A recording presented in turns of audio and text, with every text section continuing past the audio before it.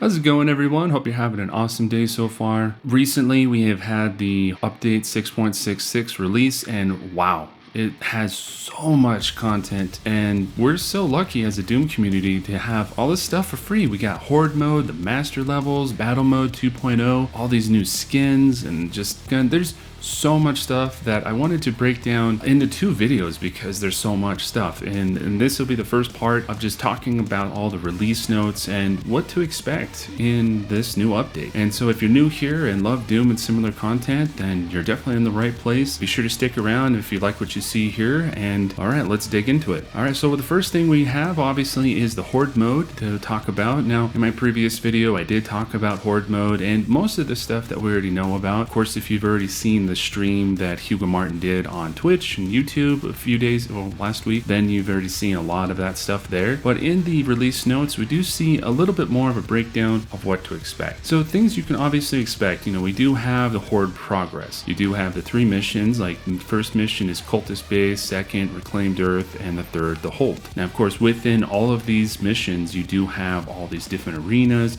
bonus arenas, blitz rounds, traversal, bonus coins, all these different things that you can rack up the points. And that is really the whole point of Horde Mode, is to rack up all those points so you can get up on the top of the leaderboards. The great thing about the leaderboards is that it's all divided up into the difficulties. So you could just really focus on what you're comfortable with. No real reason to just jump up to Nightmare and punish yourself, because like Hugo has mentioned before in the stream, that the last arena is somewhat, I guess you could say, quote unquote broken. So if you do have a hard time with the game already as it is, don't push yourself too much. As far as scoring, like I mentioned, obviously there's the whole points, but they do kind of break it down a little bit more. So obviously every demon that you kill that isn't a zombie, a spirit, or summoned by an archvile gives you points. Now that does kind of make sense. So that means don't waste your time killing a bunch of zombies when you really need to start racking in those points. So especially if you do get a multiplier like the Onslaught, then don't waste your time killing a whole bunch of zombies if you don't need to. Obviously with the Spirit, that kind of makes sense, since the Spirit doesn't really do anything. It just kind of will move to a different demon and possess them, so it's not an actual initial threat to you. And then of course the buff demons by the Archvile, or even the summon ones, that makes a whole lot of sense because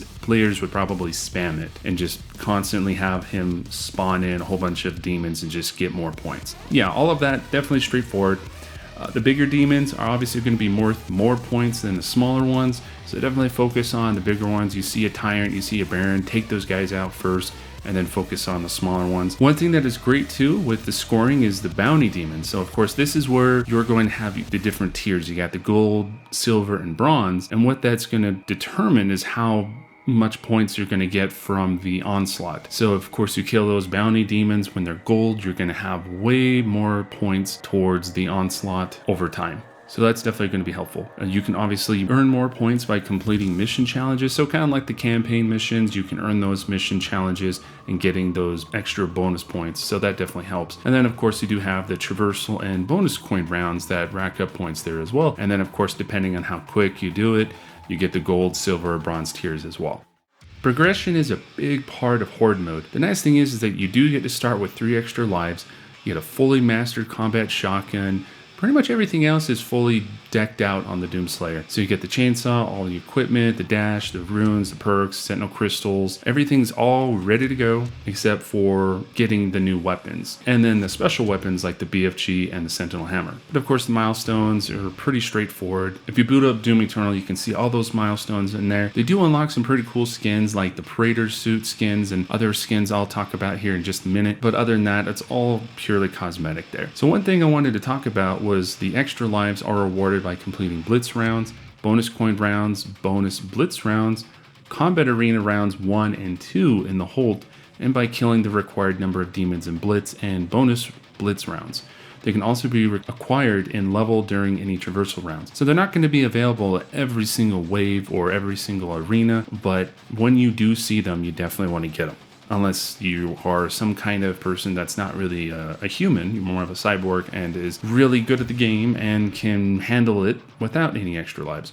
But unlike us other humans, this would be something to take note of. And then of course, like I mentioned with the leaderboards, they are based on the different difficulties there. Your score gets uploaded to the leaderboard at the end of each run. Your rating is obviously based on your score, so definitely push that score as hard as you can to get it up there if you really care about it. And the one thing here that doesn't make sense is that the top 10 players on the leaderboard get Slayer medals. There's not really any description about that. I'm sure somebody might know about that. And then here we do have the rewards as far as the skins. Now these ones look amazing. I really do love the Bounty Lord, which is the one here in the middle with the yellow. That one looks awesome. Now the great thing is with the skins that some of them are easier to unlock than others. Apparently these ones, you have to beat certain parts of Horde mode on Nightmare. So if you're not really playing Nightmare too much, that would be something to work up to so you can get those unlocked. And then of course you do have these other ones that are just basically unlocked by how much points you earn. And that's the Doom 2 Marine and then the Biker Slayer. These two are definitely the best ones, at least until we do get the Doom 64 and Ranger skins down the road. So who knows when those will be available. And then of course here are the Praetor suits. These ones look so cool. I've really enjoyed having the Praetor suit throughout Doom 2016 and of course Doom Eternal. And you know, it looks a lot more finesse and a little bit better obviously because of the engine. So it's nice that they're finally giving us some extra skins for this Praetor suit. That ebony skin, it's calling me.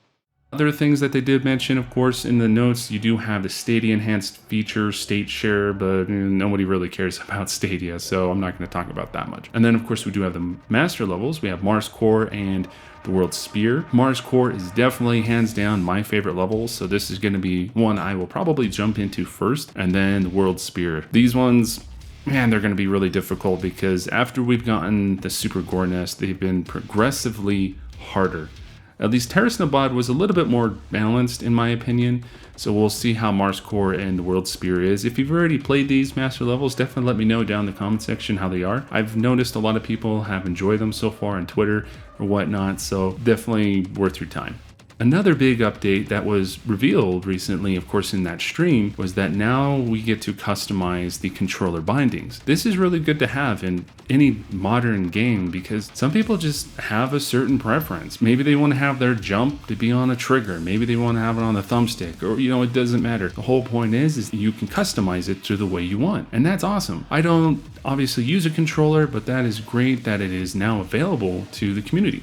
Another big update that was definitely a huge critique, according to Under the Mayonnaise, well, Under the Mayo, was that the Combat Shotgun Full Auto mod was now buffed.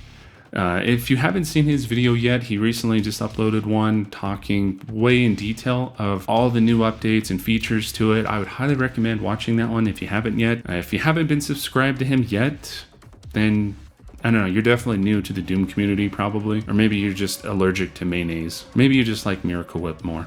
That could be it. Other than that, the full auto mod definitely feels a lot smoother as far as the animation. There's, you know, the movement speed penalty has been removed, so it's a lot easier to move around and to actually use it. I think one of the biggest critiques that people had in the community is that it felt slower using it, and the animation for it was just not as great. So I'm glad that id Software was able to do something about it, and now we finally have a full auto mod that is usable. So all thanks to Mayo. Thank you. I'm glad we got that updated. Of course, other things here to talk about. Now, this is something I've noticed recently. Like with Hugo, he did mention that they were going to adjust the levels in Tag 2. So they were either going to add or remove some demons in some places, kind of adjust the balancing. One thing that you can notice right off the bat, when you do go into World Spear, in the fountain encounter, you'll notice that there's going to be a Pain Elemental and also 2 Doom Hunters.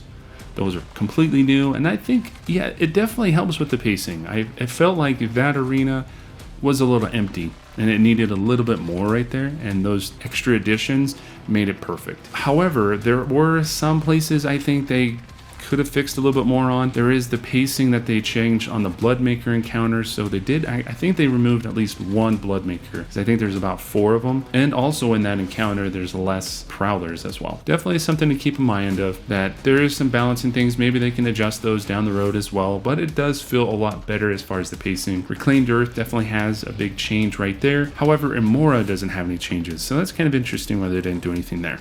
A huge update that a lot of people that I've been seeing in the community is to change the main menu music option for all platforms. For the longest time, we've had the Ancient Gods menu music playing, and then recently it changed back to the original Doom Eternal menu music. Now, of course, we do have the option to change between the two of them. So if you go to the audio settings, you go down, you have the main menu music right there, and you can swap between the two. Another thing here to take note, obviously there's going to be new achievements, mostly for the Horde mode. And then last but not least, you get a lot of the bug fixes and current issues. I'm not going to go into all of those because there are, like I said, so many different updates and changes and everything that's coming our way for this update. I'll post these here and you can just pause them whenever you want to and kind of read through them, or you can of course go to Bethesda.net and look at them over there as well. But other than that, that's really it. That's most of the release info. I will talk about Battlemode 2.0 of the release info in the next video because, like I said, there's so much.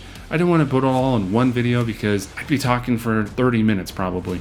This video already is longer than it needs to. So I hope you all enjoyed this little breakdown of all the release notes and for, like I said, the Horde mode, master levels, and a lot of the other bug fixes and other little updates, kind of like the combat shock and all that jazz. I will talk about the battle mode fixes and updates here in the next video, so definitely stick around for that one. But other than that, if you love what you see here, definitely be sure to like, subscribe, and share this video so we can get it out there more. Be sure to check out my social media accounts at RipNtear Gaming, and also check out my new channel at RipNtear Playthroughs to see me play through a lot of the content here, like through the master levels and Horde mode. You guys are awesome, and until next time, I'll catch you in the next one. Don't forget to rip and tear. Peace.